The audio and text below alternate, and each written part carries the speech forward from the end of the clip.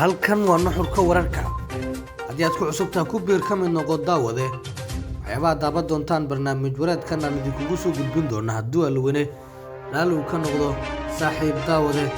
waxaa ka mid noqon doonaa waanu halkan ku falanqeyn doonaa ra-iisul wasaare xamse cabdi barre oo kulan la qaatay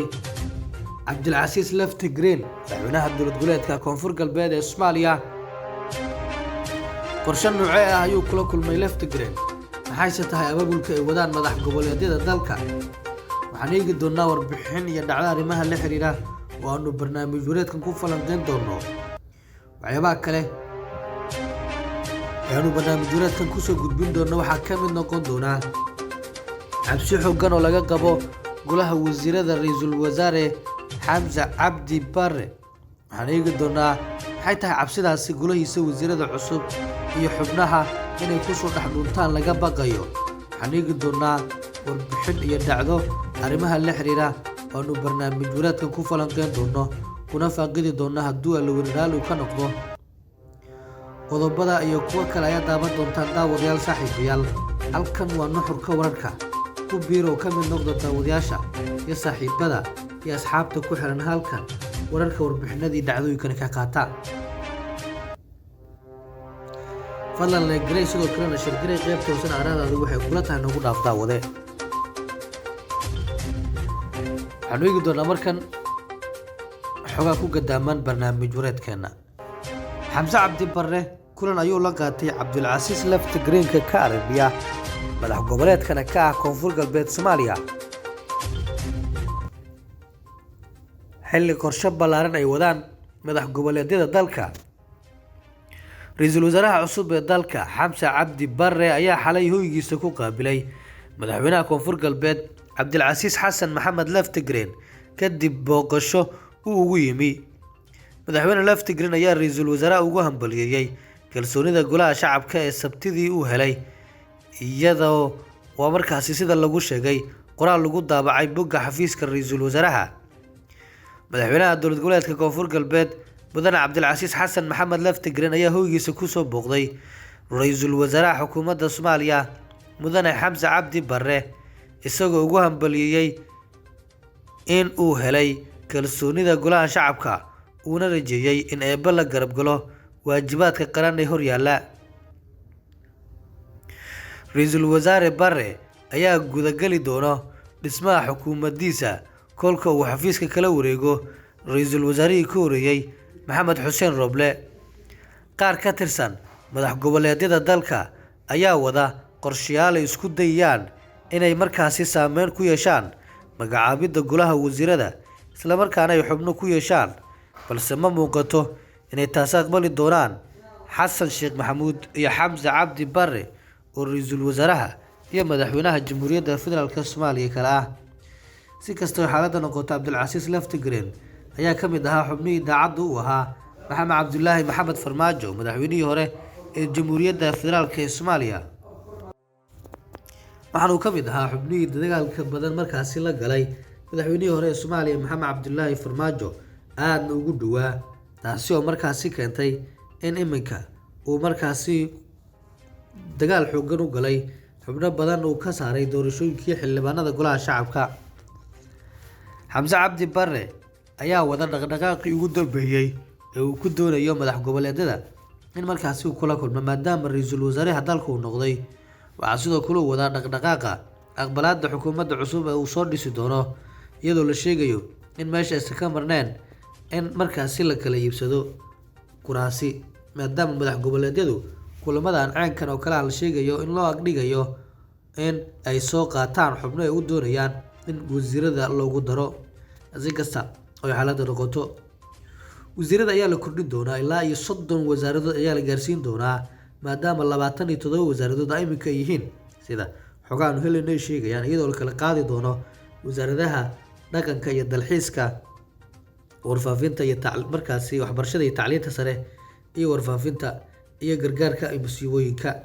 waa markaasi laba wasaaradood laga dhigi doono wasaarad walba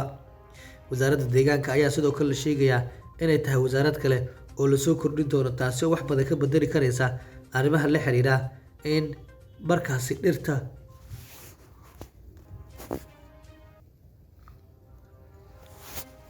ama deegaanka markaasi la waxyeeleeyo. waayahay kulamadaas haddii aan dhinac kale kaga baxno daawadayaal saaxiibayaal waxaan eegi doonaa cabsi laga qabo in golaha wasiirada Xamse ay kusoo dhex dhuuntaan xubno iyadoo ugu dambeyn la ansixiyay ra-iisul wasaare Xamse Cabdi Barre ayaa waxaa hadda bilowday loolanka lagu jiro xilalka golaha wasiirada cusub ee dalka la filayo in ra-iisul wasaaraha uu soo dhiso dhowaan. siyaasiyiin badan oo ay ku jiraan wasiiro xilka hadda haya ayaa waxaa dadaalo xoogan oo ay uga soo dhex muuqanayaan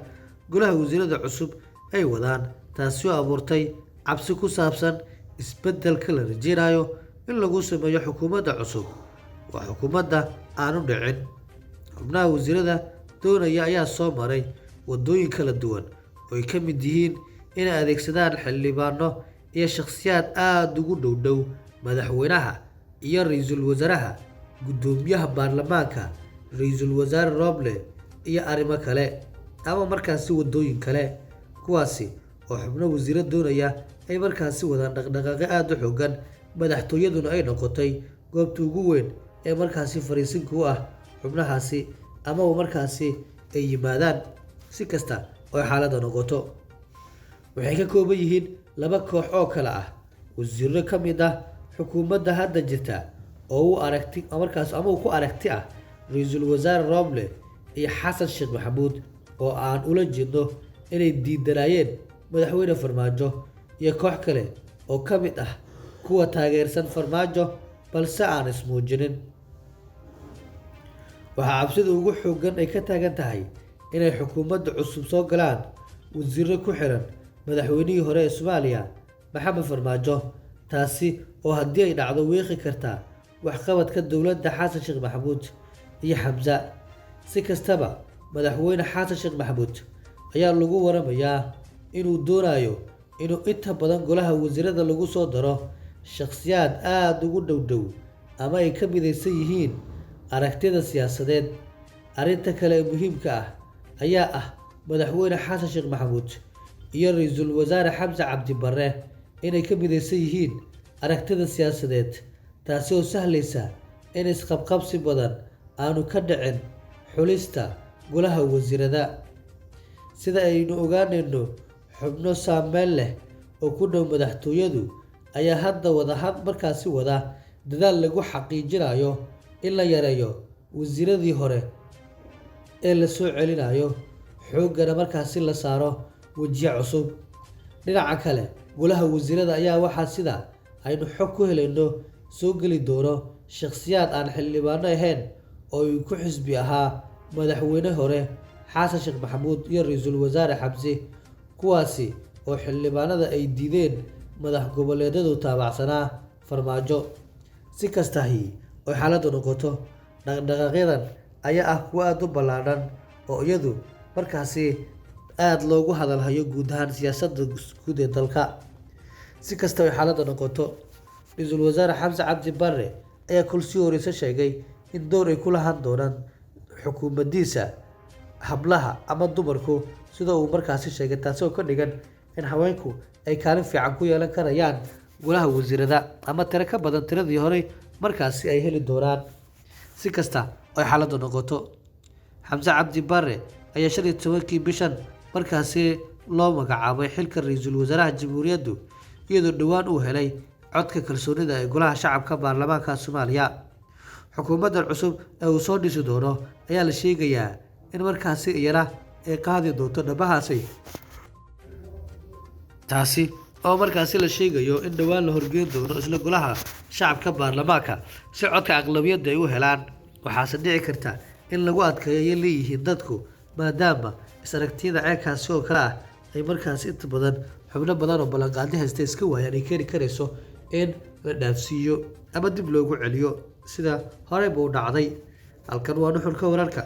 haddii aad ku cusub tahay ku biiro ka mid noqo daawadayaashii nagu xiran halkan wararka warbixinada dhacdooyinkan ka qaata. fadlan like garey, sidoo kalena share garey, adiga oo qaybta hoose aragtidaadii waxay kula tahay noogu dhaafaya daawade. halkan waa nuxurka wararka. waxaan kuu dhaafnaa waan kaaga tegaynaa sida iyo ammaano Allah daawadayaal saaxiibayaal.